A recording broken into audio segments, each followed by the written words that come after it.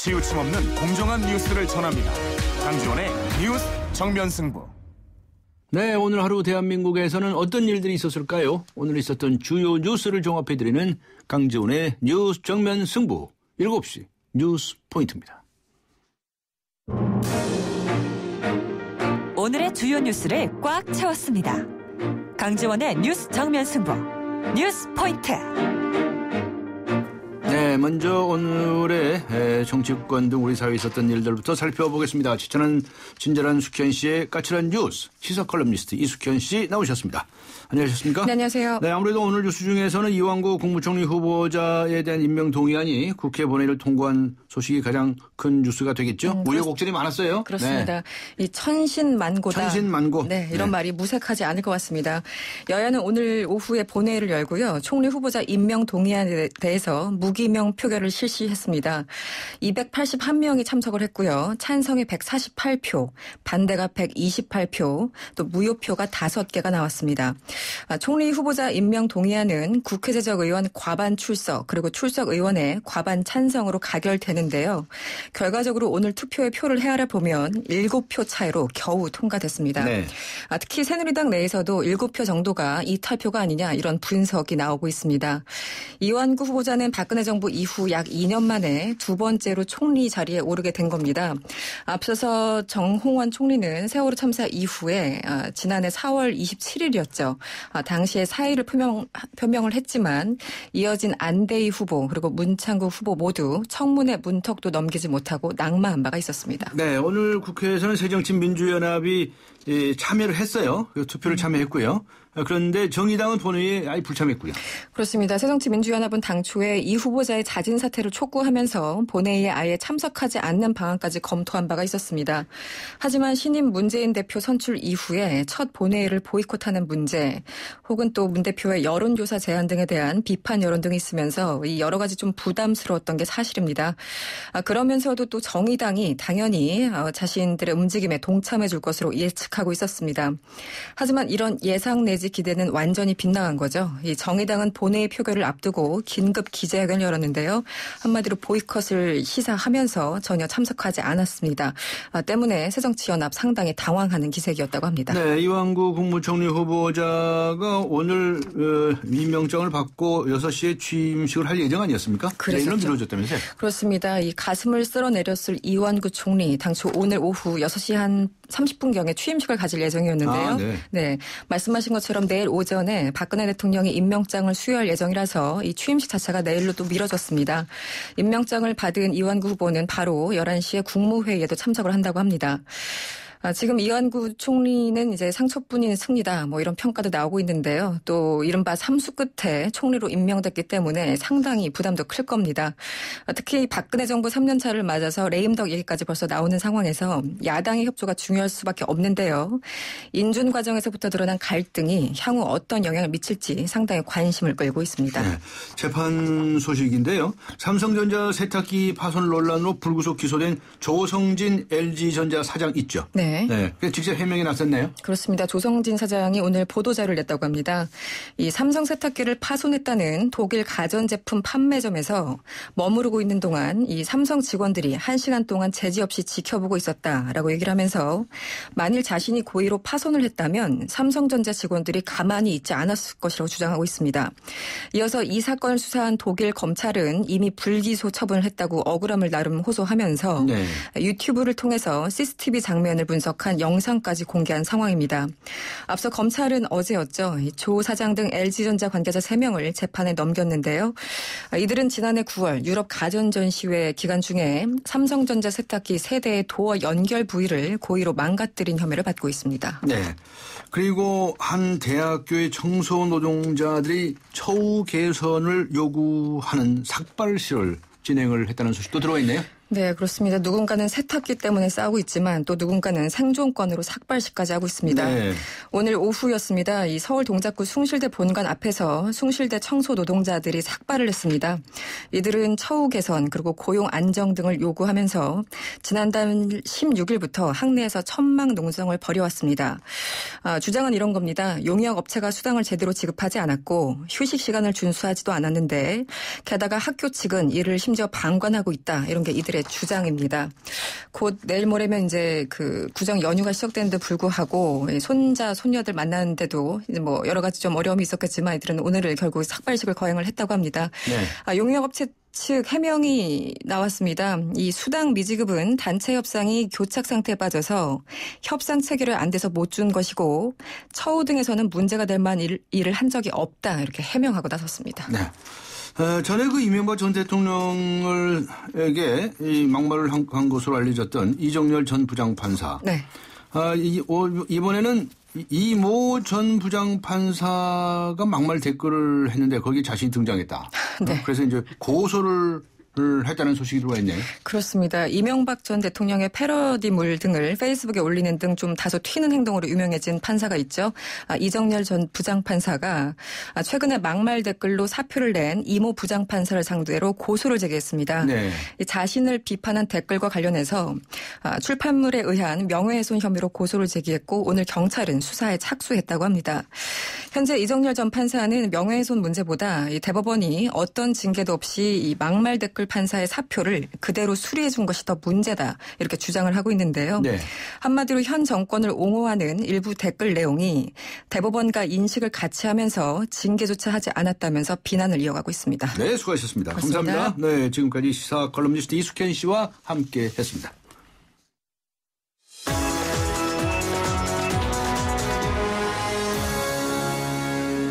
네, 이번에는 나라 밖 소식 알아보겠습니다. 오늘 하루 동안 세계에서는 어떤 일들이 있었을까요? 월드포인트 YTN 국제부의 김종욱 기자 연결합니다. 안녕하세요. 네, 안녕하십니까. 김종욱입니다. 네, 이슬람 급진 무장 세력 IS죠. 이 IS가 이집트인 콥트 교도 21명을 잠수했다면서 동영상을 공개하지 않았습니까? 아주 충격이 큰데요. 이집트가 보복 공격을 가했다라고 하는 소식 들어와 있네요. 네, 그렇습니다. 이집트군은 우리 시각으로 오늘 오후쯤에 리비아 안에 있는 IS 거점을 공습했다고 발표했는데요. 그 성명에서 전투기들이 이집트와 리비아 국경지대 IS 무기고와 훈련장 등을 타격했다면서 피해에 대한 복수, 살인자들에 대한 보복이라고 강조했습니다. 네.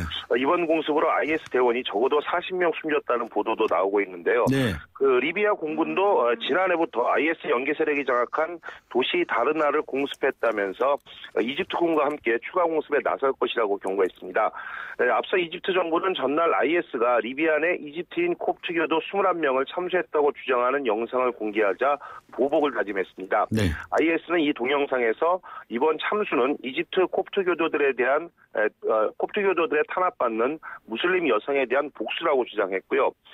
서방과 일본이 인질에 이어서 이번 집단 참수에 이르기까지 IS는 그 장악성을 더해가고 있고 이웃나라까지 공습에 나서면서 사태가 더욱 심각하게 전개되고 있습니다. 참고로 콥트교는 가톨릭교, 개신교와 함께 기독교 3대 종파를 이루는 정교회의 뿌리를 두고 있고 네. 이집트 인구의 8에서 11%가 신자입니다. 네, 그렇군요.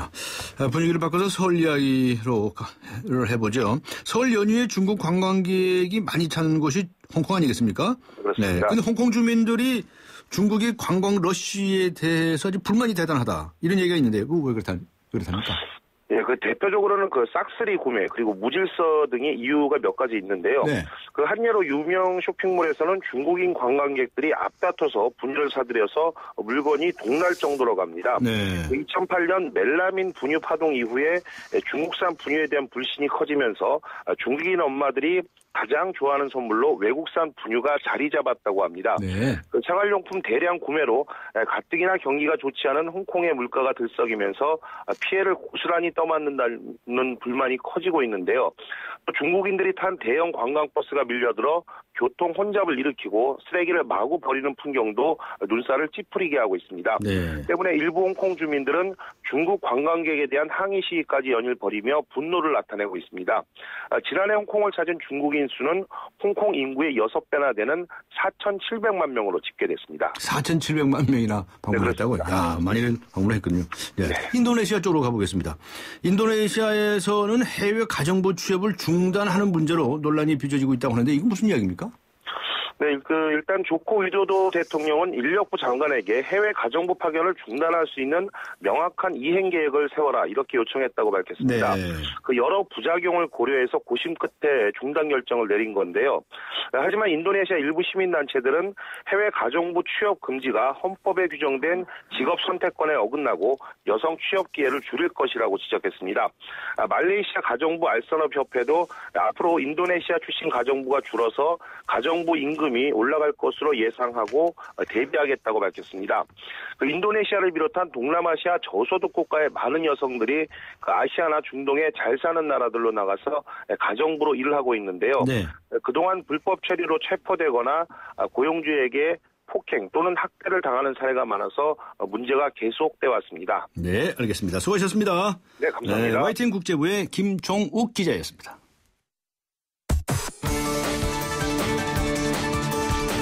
대한민국의 오늘 치우침 없는 공정한 뉴스 강지원의 뉴스 정면 승부가 여러분의 참여를 기다립니다. 짧은 문자 50원, 긴 문자 100원에 휴대전화 메시지 샵 0945와 YTN 라디오 어플리케이션 예스 게시판에 소중한 의견을 남겨주세요. 참여해주신 분들 중 추첨을 통해 정통 시사주간지 주간경향, 아시아 전문 월간지 매거진엔 구독권을 드립니다. 뉴스 정면 승부는 여러분의 참여로 완성됩니다. 대한민국의 오늘 강지원의 뉴스 정면 승부.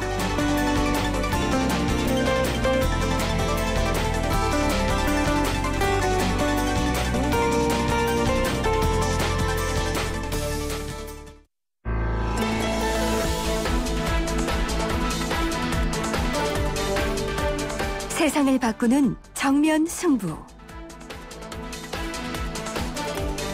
네, 세상을 바꾸는 정면 승부. 매주 월요일은 정치개혁 특집 화합의 정치를 말하다로 진행을 하지요. 지금 대한민국 국민들은 정치권에 대해서 많은 불신과 실망을 가지고 있습니다. 도대체 왜 이런 사태가 생겼을까요? 어떻게 하면 풀어나갈 수 있을까요? 오늘은 전 국회의원이시죠. 천정배 의원 초대했습니다. 안녕하셨습니까? 안녕하세요. 천정배입니다. 네, 지금은 이제 국회는 아니시고요. 요새 어떻게 지내십니까? 예. 전라도 광주에서 네. 편안하게 잘 지냅니다. 네. 넉넉한 인심과 네. 맛있는 그 호남 음식을 즐기면서 살고 예. 있지요. 예. 아주 마음이 편안하신 것 같아요. 근데 우리 정정배 전 의원님께서는 목포의 천재로 알려주셨고요. 그 다음에 이 사법고시 학교에서 변호사로 좀 활동하지 않으셨어요? 예. 근데 어느 날 갑자기 그냥 전개에 뛰어들으셨던 그 기억이 나요. 예. 그때 왜 그렇게 갑자기 뛰어들어가셨어요? 예, 제가 그 당시에 이제 전두환 대통령 당시인데. 네, 그렇죠. 예. 여러 광주 학살을 비롯해서 여러 가지 국민을 탄압하고 또 학살한 분이 대통령이 돼서 아마 거기서 검사를 하기는 제가 하고 싶지가 않았어요. 검사를 발령받고 하는 거는. 예, 그래서 이제 변호사가 됐는데 네. 변호사를 몇 년 하다 보니까 네. 여러 가지 이제 인권에 대한 관심도 있고 네. 이게 수평적 정권 교체를 이루는 것이 한국 사회의 개혁과 정의를 세우는데 가장 핵심적인 과제다 이런 생각을 하게 됐어요. 그래서 그 당시에 이제 김대중 대통령 대통령 되시기 전이죠. 김대중 총재가 말하자면 불렀습니다. 말하자면 영입 인사로 이제 정치 입문을 하게 됐습니다. 네, 후회하지 않으세요? 지내놓고 보니까 물론 어려운 일이었어요. 그러나 이제 평범한 변호사만 했으면은 이런 여러 가지 다양한 경험과 또 보람과 이런 걸 못 얻었을 것 같은 그런 생각이어서 힘들기는 하지만 그래도 잘했다고 생각합니다. 오늘은 이제 정치 현안에 관한 무슨 이 까칠한 그런 이야기보다 그동안 정치를 오래 하셨으니까 우리 정치권의 변화라고 할까요? 정치 개혁을 위해서 무엇이 필요한가 이런 얘기를 좀 편안하게 말씀하시는 시간으로 해 주셨으면 좋겠습니다. 좀 전에 말씀하시기를 정치하시면서 보람도 느끼신 게 있고 또 그렇게 말씀하셨는데 어떤 점은 좀 보람을 느끼셨고요. 어떤 점은 좀 좋은 기억이고 어떤 것은 좀 아픈 기억이고 이런 게 있을 것 같아요. 예, 우선 사건으로서는 역시 아까 김대중 대통령을 당선시켜서 수평적 정권 교체를 이루어야 되겠다 하는 생각으로 정치 입문했는데 운 좋게도 제가 96년에 국회의원이 됐는데요.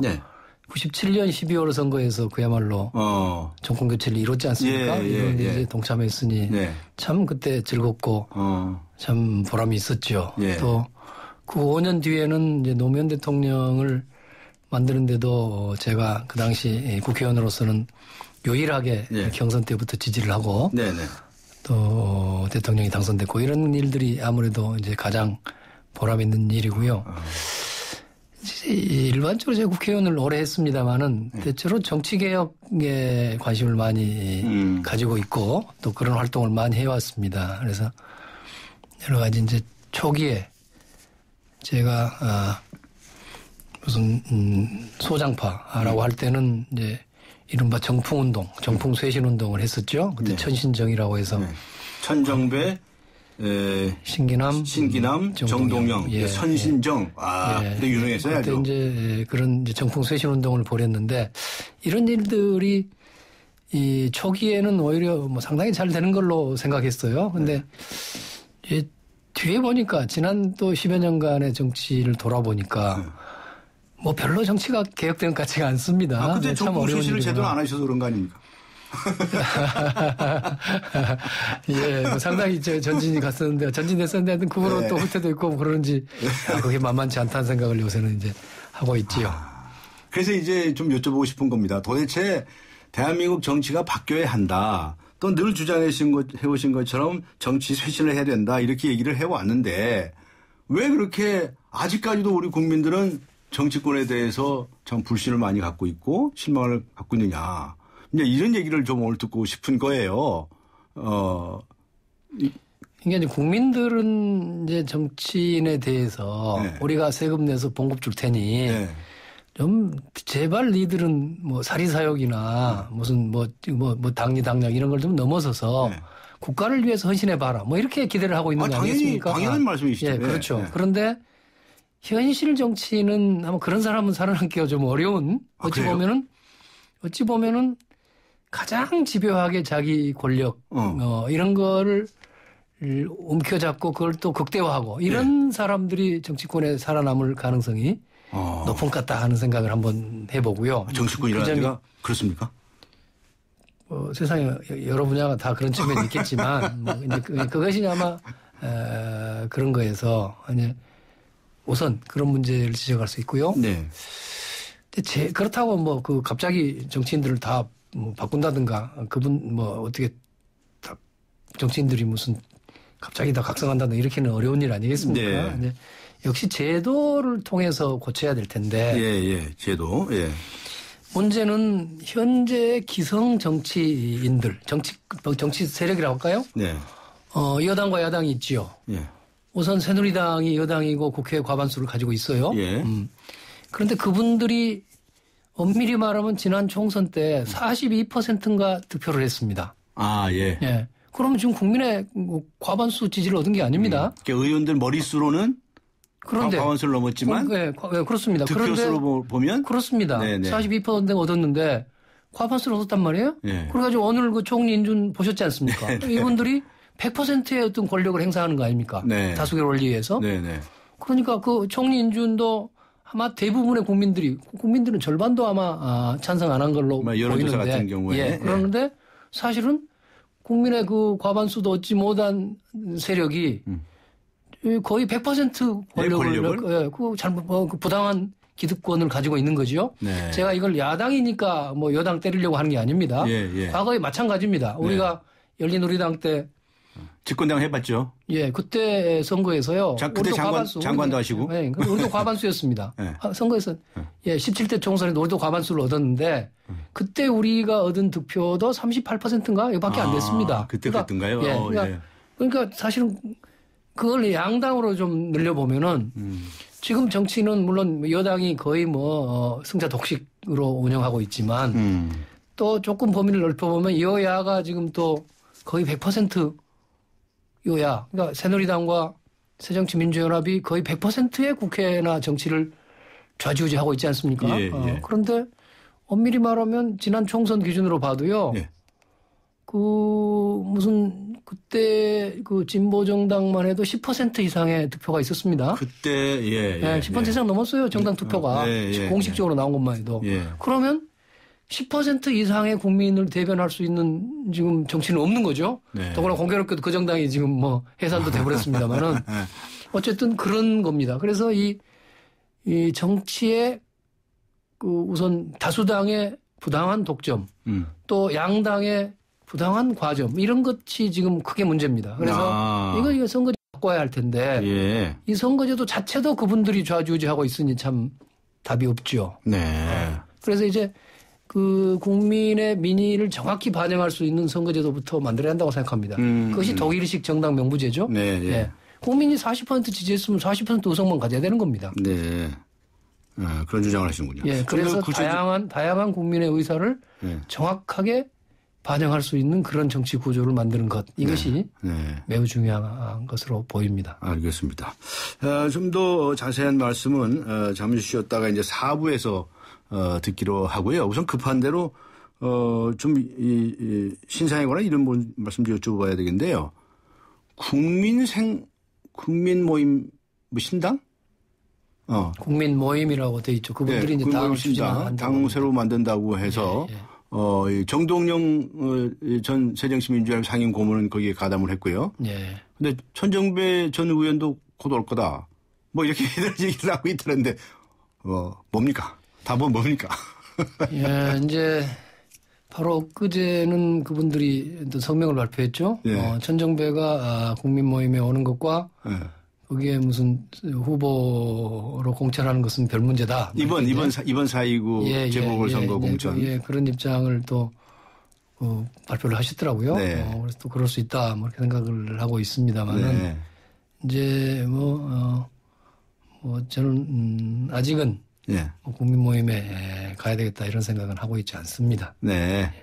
먼저 언젠가 또 다시 또 생각해서 연구를 해보실 생각이란 말씀이신가요? 그분들이 이제 현재 그것도 절묘하게 말씀드리면은 지금 우리 새누리당이야 그야말로 한국 사회 기득권을 대변하고 있으면서 여러 가지 한국 사회의 독점과 어떤 탐욕을 저는 대변해 준다고 생각합니다. 그런데 야당이 그에 대해서 좀 제대로 된 견제도 하고 제대로 된 국가적 비전, 개혁적 비전도 만들고 뭐 이래야 될 텐데 또 야당도 요새 그렇게 썩 잘하고 있지 못하지 않습니까?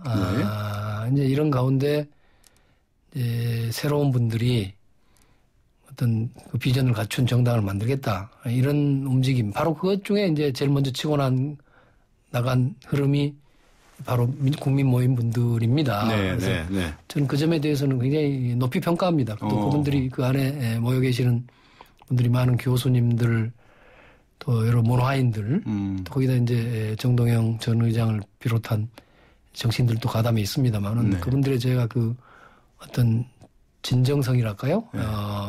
정치계의 의지랄까요? 이런 걸 제가 높이 평가합니다. 그러나 이제 제가 거기에 가담하는 하는 문제는 또 별도의 문제입니다. 저로서는 제가 가는 것이 그리 한국 정치 발전에 도움이 되는 일이 될 것 같지가 않다 하는 생각을 가지고 있습니다.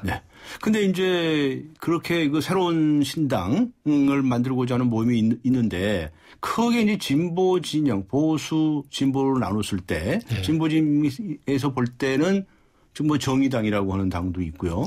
또 국민모임도 있고 또 그 외에 또 작은 정당들도 있지 않습니까?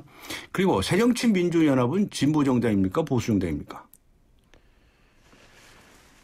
왜 금방 대답을 안 하십니까? 그렇게 원래는 보수 정당이었죠. 원래는 보수 정당이었어요? 원래 그 한민당 때부터의 뿌리가 되게 보수 정당이라고 표방했지 않습니까? 그런데 이제 김대중 대통령 때는 아마 개혁적 국민정당, 중산층과 서민의 당 이게 그 표방하고 있던 거죠. 그래서 무슨 보수냐 진보냐 이런 말은 별로 쓰지는 않았는데 대체로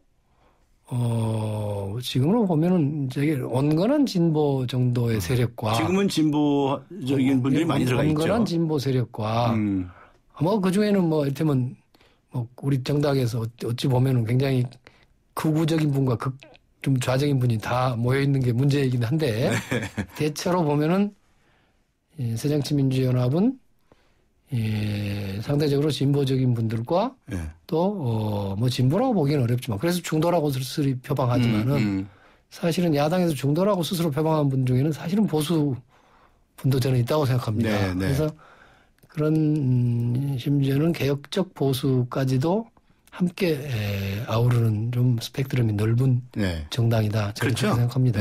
그래서 저의 표현에 의하면 그런 정당은 짬뽕 정당이다. 이렇게 얘기하는데 이거 우스갯소리고요.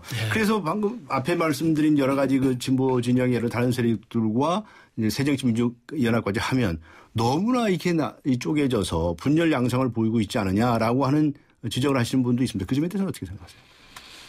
물론 그렇죠. 그러나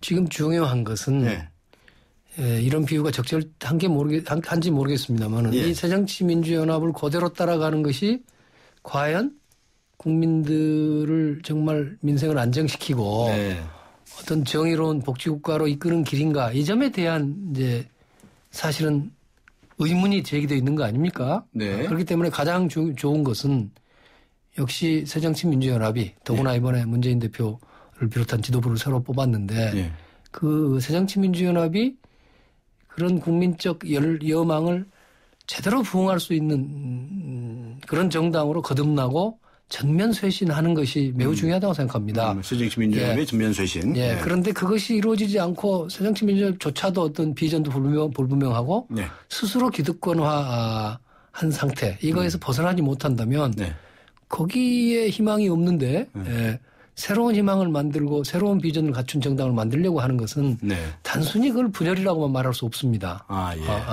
분열할 때는 분열해야죠. 그러나 물론 큰 틀에서 무슨 뭐 다음 대선이라든가 대선이 중요하죠. 1차적으로 한 2년 10개월 남았나요? 한 2년 10개월 남은 대선에서 뭐 그때는 뭔가 개혁적이고 진보적인 세력들이 함께 힘을 모아야 되겠지만 적어도 그런 수권 세력을 만들기 위해서라도 지금은 내부에 여러 가지 무슨 뭐 재구성이랄까요? 야당의 재구성이 필요한 그런 시점이라고 봅니다. 그래서 물론 저는 새정치민주연합에 몸담고 있지만은 당 밖에서 그런 시도를 하고 노력을 한 분들을 함부로 분열이라고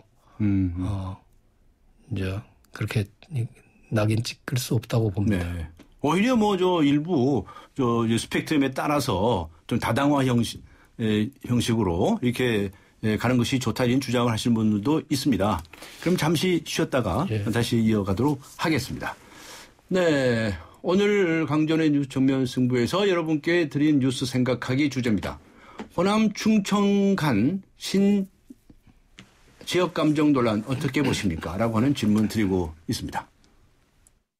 여보세요? 정우 오빠 씻었어요? 네, 씻었어요. 그럼 토너, 에센스, 아이크림, 로션 단계별로 알지? 왜? 귀찮냐? 아니야. 남자 어려워하지 말고 우르보스. 무심한 듯 발라도 하루 종일 촉촉. 우르보스 올인원 모이스처라이저. 남자를 아니까 우르보스. 호남 충청 간 신지역 감정 논란 어떻게 생각하십니까? 많은 의견 보내주시기 바랍니다. 우물정 0945번 또는 YTN 라디오 애플리케이션 예스 게시판을 활용해 주시기 바랍니다. 오늘은 도서 선물도 드리고 있습니다. 추첨을 통해서 5분께 어른들을 위한 공부법 시라토리 하루히코의 독학을 보내드리도록 하겠습니다. 잠시 후 천정배 전 의원과 함께 정치개혁 특집 이어가겠습니다. 서양 고전음악을 완성시킨 천재 작곡가 악성 베토벤. 그의 음악적 잠재력을 일깨워준 사람은 스승인 크리스티안 네페 선생님이었습니다. 네페 선생님은 지루한 이론과 반복적인 연습을 강요하지 않았습니다. 이탈리아와 프랑스, 독일의 유명한 오페라를 감상할 기회를 마련했고 어린 베토벤이 음악에 대해 더 깊이 느끼고 생각할 수 있도록 이끌었습니다. 가르치는 것이 아니라 깨우치는 교육. 아이들의 잠재력을 활짝 꽃피우는 우리 교육의 희망입니다. 이 캠페인은 I am the key, 눈높이 대교와 함께합니다. 강지원의 뉴스 정면 승부. 호남 충청 간 신지역 감정 논란 어떻게 생각하십니까? 9466번님께서는 이렇게 문자를 보내주셨습니다. 지역 감정 조장은 국회에서 하는 것 같습니다. 서민들은 충청이든 호남이든 살림살이에 바쁩니다. 3782번님께서는요. 호남 총리론을 공식 석상에서 말하는 것도 문제지만 지역의 몇몇 극단적 의견들을 지역민 전체의 갈등처럼 비추는 것은 옳지 않습니다. 이런 의견을 주셨습니다.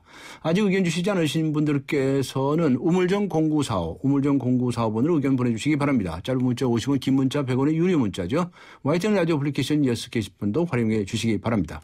추첨을 통해서 정통 시사주간지 주간 경향 그리고 아시아 지역 전문 월간지죠. 매거진 N 구독권 보내드리겠습니다. 오늘은 도서 선물도 있습니다. 추첨을 통해서 5분께 어른들을 위한 공부법 시라토리 하루히코의 독학 보내드리도록 하겠습니다. 강정의 뉴스 정면 승부 4부 들어갑니다. 5, 4, 3, 2, 1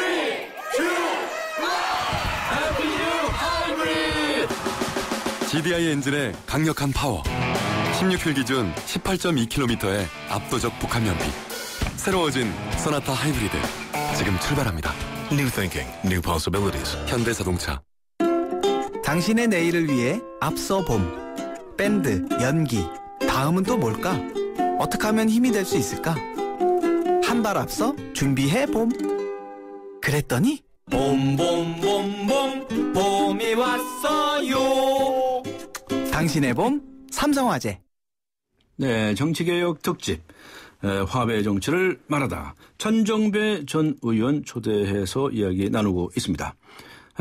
앞에도 말씀하셨죠. 우리나라 정치권의 하여튼 가장 큰 문제점이 무엇입니까? 이렇게 한마디로 질문하면 또 한마디로 대답하시기가 좀 어려운 과제인데 그러니까 다시 한번 요약을 하셔서 말씀해 주신다면 어떤 점을 드시겠습니까? 가장 큰 문제는 역시 양당의 독과점.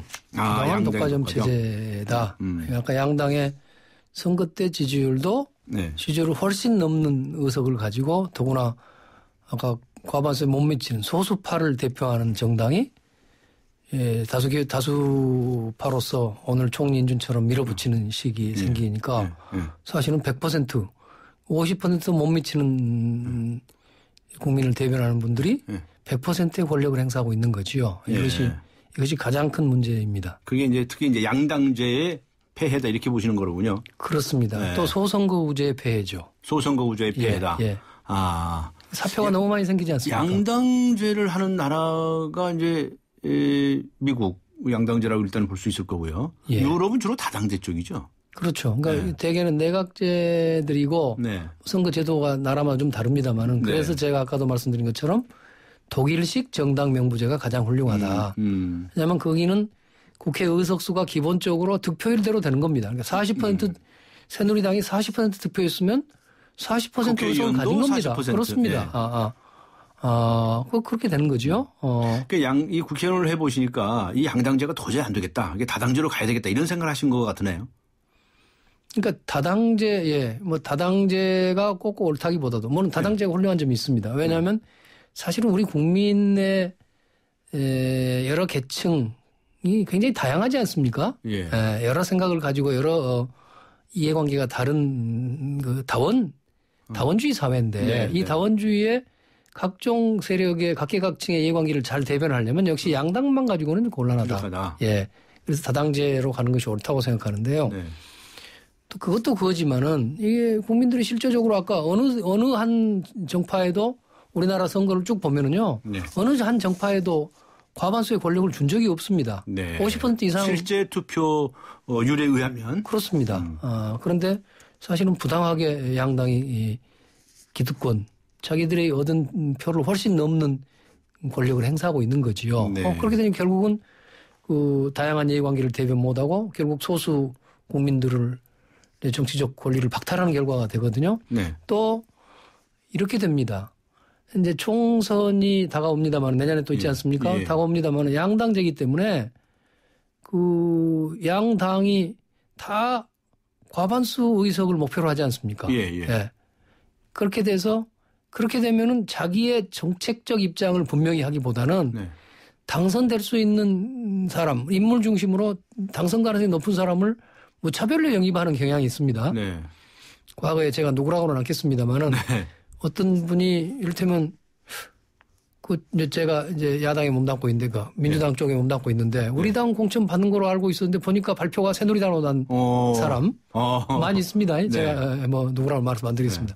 그래서 한 인물을 놓고 양쪽에서 끌어당기고 이게 좀 코미디 아닙니까? 그러니까 이제 정책이나 그러니까 당의 정체성이라는 것이 잘 안 만들어지면서 이른바 캐치올 파티. 누구든지 당의 색깔이 분명치 않고 그냥 스펙트럼이 넓게 만들어지면서 양당 간의 차이가 없어지는 거지요.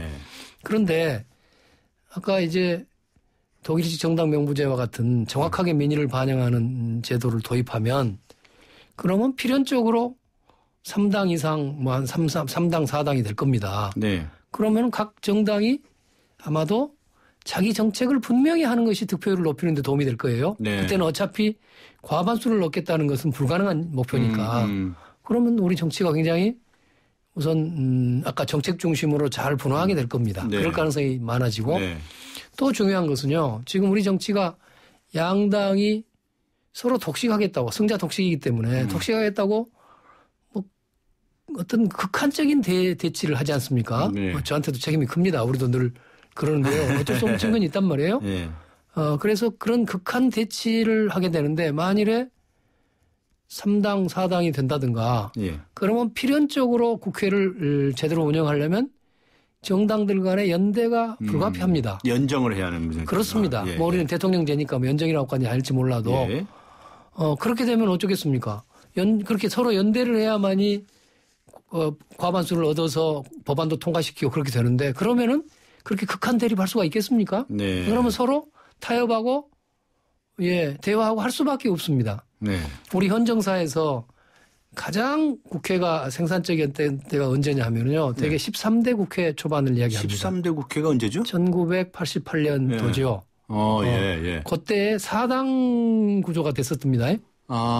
그때 노태우 대통령의 민정당. 그게 제1당이었죠. 그리고 평민당, 김대중 총재 평민당이 제1야당이었고 YS의 통일민주당이 3당.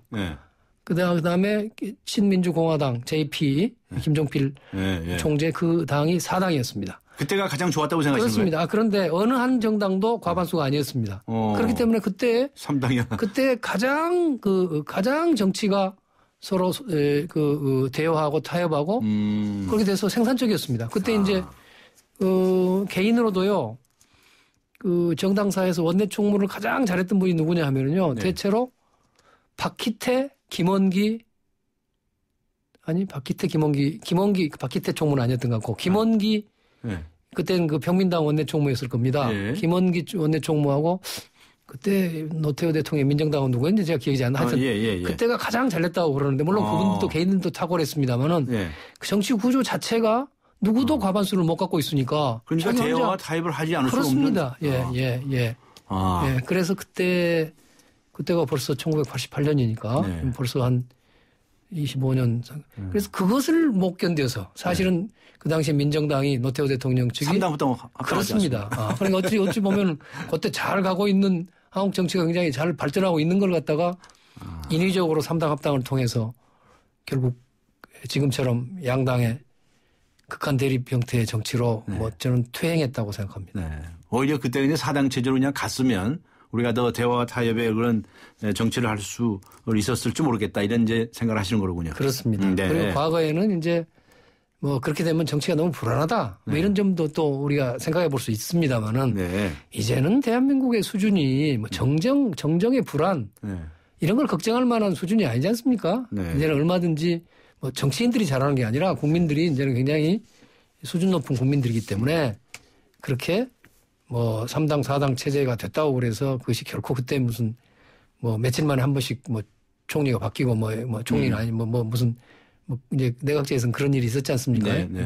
그건 아니라고 생각합니다. 더구나 대통령제고요. 하여튼 요즘은 대충 이렇게 대담을 이렇게 해보면 현재의 양당제의 문제점을 많이 지적을 하시는 것 같아요. 그래서 다양한 욕구들을 국민들의 욕구들을 충족을 하려면 다양한 정당들이 나오고 그 정당 사이에 서로 연정을 하면 좋겠다라고 하는 얘기 아니겠습니까? 그런데 그동안에 우리나라에서 양당제도도 양당제도이지만 앞에 자신의 소신과 정책과 관계없이 그냥 이 당선을 목적으로 아무 정당이나 간다고 그러지 않으셨습니까?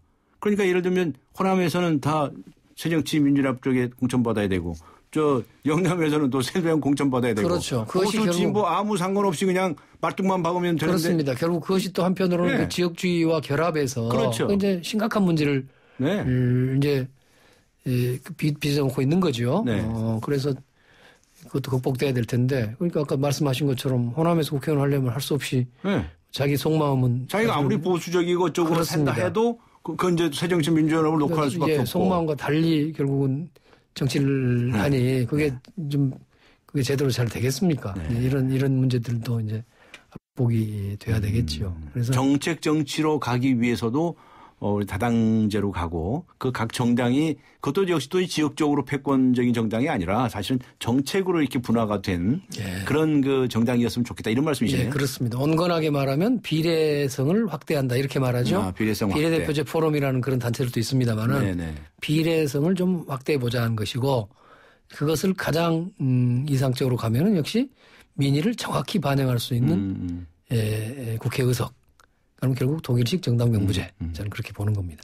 그러니까 그동안에 국회의원을 해오시면서 정치판에서 맨날 그 치고받고 싸우고 강의 구도를 만들고 그렇게 해서 싸워오지 않았습니까? 여당 그렇습니다. 여야가 바뀌기도 그렇습니다. 하고 하면서도 계속 강대강으로 붙어온 이런 것의 원인이 바로 이제 그런 데 있다 이렇게 느끼시는 거. 그것만은 아니겠지만 어쨌든 승자 독식의 그중에 구조거든요. 한 가지가 승자 독식의 구조. 네. 네. 결국은 이제 우리나라의 대통령의 그동안 이제 독재 시대를 거치면서 대통령의 압도적인 힘을 가지고 의회를 중심으로 하는 정치나 정당은 대통령의 식민지 상태거든요. 아, 그래요? 그것이 극복이 되고 있지 않지요. 네. 그래서 식민지 상태예요? 그렇죠. 뭐 이번에 이제 어떻습니까? 이번에 여당 지도부가 새로 되면서 원내 지도부 원내대표가 새로 뽑혔지 않습니까? 네. 그러면 상당히 이제 좀 겉모양상으로는 이제 좀 대통령이나 정부를 좀 견제도 하고 할 수 있는 그런 이제 지도부가 뜬 것처럼 보이기도 했단 말이에요. 네. 또 말씀도 그렇게 했고 이완구 총리 후보자가 자기가 총리가 되면 야당을 이기려 하지 않는 뭐 정부가 되겠다 이렇게까지 이야기했지 않습니까? 그런데 오늘 보니까 뭐 그분이 한 건 아닙니다만은 그 총리를 만들기 위해서 야당을 완전히 그냥 뭐 죽여놨다 그럴까요? 야당을 완전히 그냥 무기력하게 꺾고 지금 그 다수의 힘으로 밀어붙였지 않습니까?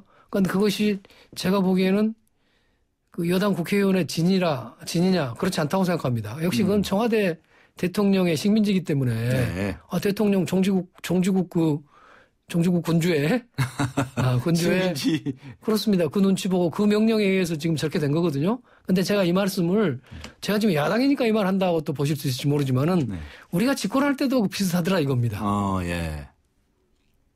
그래서 한국 정치가 10년 집권했을 동안에도 한국 정치가 그러니까 그 국회나 정당이 그야말로 그 상권 분립, 권력 분립의 원리에 좀 충실하게 아무리 여당이라 하더라도 여야가 합해서 입법부라는 측면에서는 행정부를 어느 정도 견제하고 갈 수 있는. 네, 알겠습니다. 그러려면 독립부터 해야죠. 이런 그 독립의 과제가 쉬운 건 아닙니다만은 어쨌거나 그런 점에서 보면은 의회를 훨씬 더 강화시키는 그런 제도가 만들어져야 되겠지요. 네. 앞에 이제 양당제 과점 얘기 또 승자 독식 얘기로 가셨는데 그것을 해결해 나가려면 제도적으로는 어떤 게 필요하겠습니까? 앞에 선거구제 개편 얘기를 말씀하셨는데 독일식 그런 정당 명부제 그런 선거구제라든가 선거제도라든가 뭐 이런 것들을 도입을 해야 되겠다고 생각하시는 거죠? 그렇습니다. 뭐 석패율 제도도 도입하고. 석패율 제도는 그건 별도의 문제고요. 그것은 이제 아까 취약 지역에서 말하자면 새누리당이 호남에서도 민주당 새정치민주연합이 뭐 영남에서도 국회의원을 내기 위해서 석패율 제도를 두는 거니까 뭐 그것 뭐 일리가 있는 거지만 그건 목표는 다른 거죠. 목표는 다른 거고 제가 보기에는 독일식 정당 명부제를 하게 되면은 어느 당도 과반수는 못 얻으니까 이제 국회에서 이제 대통령 입장에서는 그 이제 국회를 좌지우지 못하는 거죠. 과거처럼 이제 3당 합당이라든가 또는 뭐 기억하실지 모르겠습니다만 인위적 정계 개편이란 말이 있었죠. 한때 그런 말 유행했죠. 여당 의원들 여당이 과반수가 안 된단 말이에요. 항상 선거에 보면 잘 안 됩니다. 네. 그러니까 그걸 야당 의원들을 뭐 영입해서 빼왔는데 그때는 이제 뭐 강 변호사님도 검찰에 계셨기 때문에 아실지 모르지만요. 일종의 협박과 회유를 섞어서 당권도 주고 채찍도 네. 주면서 빼오는 거란 말이에요. 네. 한때 그 유행했었어요. 그래서 아니 다 그렇게 해왔지 않습니까? 그런데 이제는 이제 한국이 그런 시대를 넘어갔죠. 그렇기 때문에 3당 합당이라든가 그런 인위적 정계 개편을 할 수 있는 대통령 권력은 저는 이미 없다고 봅니다. 네. 그래서 제도만 바꾸면은 우선 여당이 과반수를 못 갖게 되면은 국회를 대통령이 결국 여당의 과반수를 통해서 과반수 여당을 통해서 국회까지 장악하는 것인데 알겠습니다. 그게 불가능하게 되니까 이제 식민지에서 대통령이 식민지에서 독립이 되는 거죠. 자, 대통령 얘기 좀 해보십시다. 대통령이 식민지라고 여러 차례 말씀을 하셨는데 대통령의 권한이 지나치게 비대하다. 그래서 분권형 개헌이 필요하다. 이런 주장들이 많이 나오고 있지 않습니까? 그 점에 대해서는 어떻게 보십니까? 대통령의 권한이 워낙 크다 하는 것은 틀림없이 그렇습니다. 네. 제도적으로도 그렇고 또 한편으로는 우리나라의 정치 문화 아직 역시 그 독재 시대 그런 그 문화를 아직 그걸 극복하지 못한 측면이 있는 거 아닙니까? 예. 지금 무슨 원세훈 전 국정원장이 실형을 받았지 않습니까? 네, 그런 것을 보듯이 역시 대통령 권력을 가지고 여러 가지 게임의 룰이나 그 페어플레이 자체도 바꿀 수 있는 그런 힘을 갖고 있는 거 아닙니까? 네. 부당한 일이긴 하지만. 네. 그런데 그것이 분권형 대통령제가 답이냐? 저는 그것이 이원 집정부제는 그건 답이 아닐 것 같습니다. 프랑스가 이제 그 대표적인 대통령제이면서 이원 집정부제를 하고 있는 나라 아닙니까? 예. 그러면 대통령하고 총리가 따로따로 뽑히는데 대통령과 총리가 서로 다른 당에서 뽑히면 말하자면 야당에서 총리 동거정부가 되는 거죠. 동거정부가 돼가지고 야당이 좀 상당한 힘을 가지고 간다는 겁니다. 그래서 그때는 좀 뭔가 하여튼 대통령 권력이 견제도 되고 그런 것 같지만 그러나 한편의 문제는 그것은 한국 사회에서 한국 정치에서 바람직한 것 같지는 않아요. 역시 대통령이 책임을 지고 국정을 운영하도록 해야지.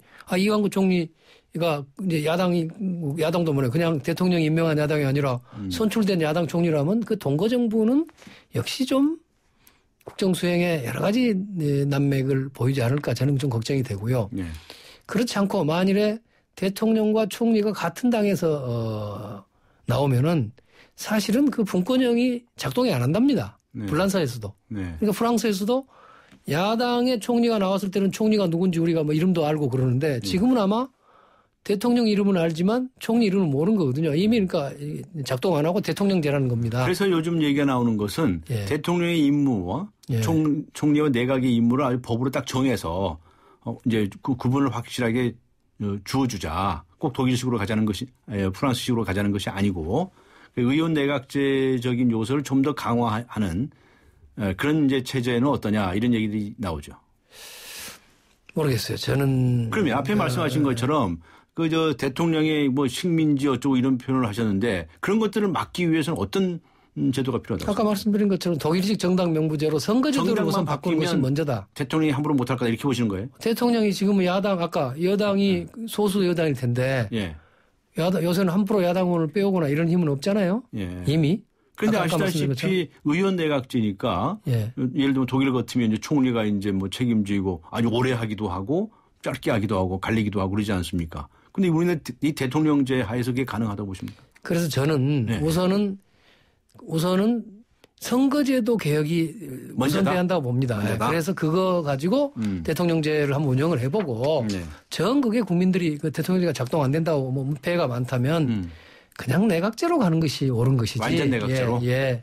그런 옳은 것이지. 완전 내각제로 간다 하더라도 대통령에게 조금 더 권한을 많이 주는 나라도 있고요. 좀 덜 여러 가지 아주 형식적인 권한만 주는 수도 있다고 그러는데. 나라 사정에 따라 틀리겠습니다만은 결국 내각제라는 것은 결국은 국회의원들 그러니까 총선의 결과에 결국 이제 그 정부의 수반을 뽑게 되는 거 아닙니까?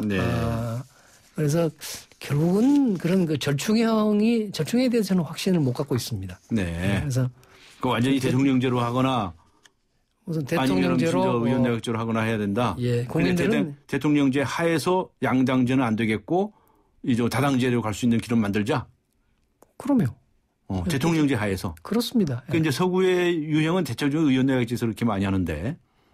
왜냐하면 대통령제라는 나라가 뭐 미국밖에 없잖아요, 거의. 미국밖에 없고 다른 나라는 다 독재 국가가 됐죠. 미국은 더군다나 연방 국가니까. 그렇습니다. 그래서 대통령제가 가능하지. 대통령제는 처음부터 이 독재적인 요소가 많은 거예요. 뭐 그럴지도 모르겠습니다. 그렇죠. 안 되는 거예요. 일단은 그래서 저는 선거제도의 변화가 먼저다. 네. 선거제도 변화. 알겠습니다.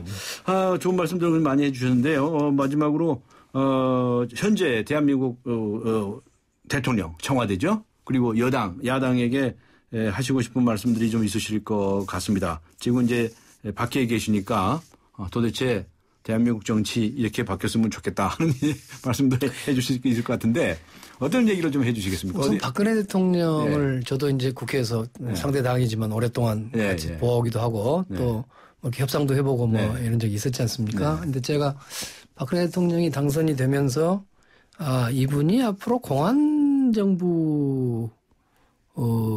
만들 것이다 하는 생각은 제가 예측을 했습니다. 예측했었어요? 예, 이분이 워낙 공안 통치를 할 거다. 예, 워낙 극우 냉전적인 사고 방식을 갖고 계신 것 같아요. 극우 냉전적이다. 네.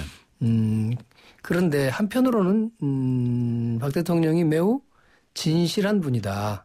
그건 뭐냐 그러면 그분이 마음에 있는 되게 우리나라 정치인들은 속마음하고 밖에 말 안 가고 많이 표리부동하다고들 보지 않습니까? 정치인들은 그렇습니까? 그렇게 말씀 많이 하고 있는 것 같습니다. 그런데 그런 점에서 보면은 제가 본 박 대통령은 그런 게 없는 진실한 분이다. 없는. 자기 속마음을 그대로 표현하는 진실한 분이다. 이렇게 생각을 했어요. 네. 그런데 대통령이 막상 되고 보니까 역시 공안정부가 되리라 하는 것은 뭐 예상대로 가고 있는 것 같습니다. 그런데 진실이라고 본 부분은 좀 제가 실망스럽습니다. 그래요? 그런데 대통령이 지금 후보 때 어땠습니까? 그분이 대선 공약으로 경제 민주화와 복지를 약속했지 않습니까?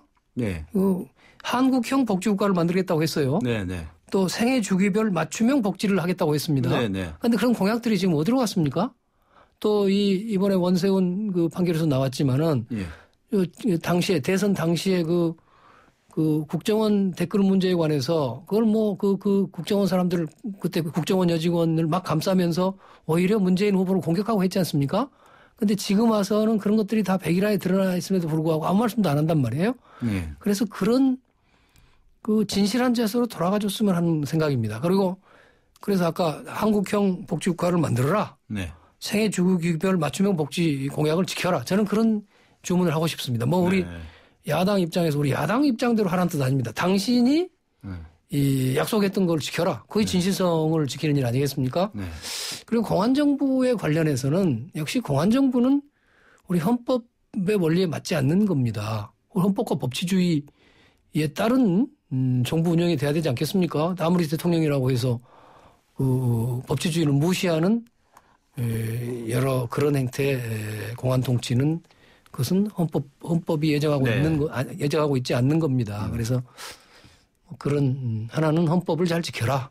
또 하나는 박 대통령 스스로가 후보 때 했던 약속을 그대로 지켜라. 이 두 가지 꼭 말씀드리고 새누리당 여당에 대해서는 어떤 얘기를 하고 싶습니까?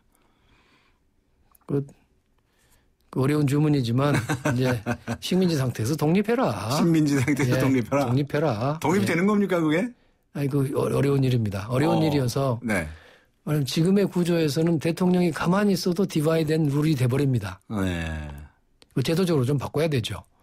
저도 장관을 했습니다마는 국회의원이 웬만하면 장관을 해보고 싶다는 생각을 하게 될 것 같습니다. 그러잖아요. 행정 경험을 가져야 된다든가. 벌써 그런 마음을 갖고 있으면 대통령한테 종속될 수밖에 없잖아요. 그래서 앞으로 국회의원이 대통령 겸직하고 이런 건 좀 없앴으면 좋겠다. 그런 생각을 합니다. 그러세요? 야당에서도 딱 한 번 더 해주십시오. 시간이 더 돼가지고요. 야당은 아까 말씀드린 대로 말씀 많이 하셨지만 전면 쇄신해야죠. 네, 전면 쇄신하라. 뚜렷한 국가 비전과 구체적인 정책들을 제시하고 또 당내의 어떤 개파 기득권 질서를 넘어서는 당내 민주화, 민주주의를 전면화하고 뭐 이런 주문을 하고 싶습니다. 알겠습니다. 시간이 다 돼서 오늘 여기까지 듣도록 하겠습니다. 고맙습니다. 예, 감사합니다. 네, 감사합니다. 지금까지 정치개혁 특집 화합의 정체를 말하다 전정배 전 의원과 함께 했습니다. 우리 집 통신 대표번호 101 TV지를 101로 인터넷을 101로 홍보이도 101로 모두 가입해 CCTV 맘카도 101로 함께 101 우리 집 통신은 101로 모두 다 해결해요. LG U+. 난 귀찮은 거 싫어해요. TV 볼 때 제목만 말해도 바로 보여주고 내가 좋아할 만한 거 알아서 좀 챙겨줘요. 올레 TV는 할 수 있죠? 당연하죠. 말만 하면 찾아주고 보고 싶은 영화 알아서 추천해주는 올레 TV. 좋은 선택을 하라. Good choice. 올레. 유준상이 알려드리는 지친 간 이야기. 계속되는 야근. 독이 차오른다. 풀리지 않는 피로. 독이 차오른다. 간기능 장애에 의한 육체 피로. 온몸 권태. 매일매일 독하게 사는 당신의 간 건강을 위해 간에게 힘을. 매일매일 우루사. 네, 호남 충청 간 신지역 감정 논란은 어떻게 생각하십니까? 라고는 주제를 던졌는데요. 7442번님께서는 충청 지역 갈등은 정당의 기득권 싸움에 의해 만들어지는 것 같습니다. 늘 대선의 캐스팅 보트인 충청의 민심을 지금부터 가져가려는 꼼수 아닐까요? 라는 의견을 주셨군요. 네, 오늘 여러 가지 많은 의견들을 주셨는데요. 휴대전화 끝자리 3377번님께 주간 경향을, 4120번님께 매거진 N 구독권 보내드리고요. 또 도서 선물 받으실 분은 제작진에서 일일이 연락을 드리도록 하겠습니다. 2월 16일 월요일 강존의 뉴스 정면 승부 여기서 모두 마칩니다. 고맙습니다.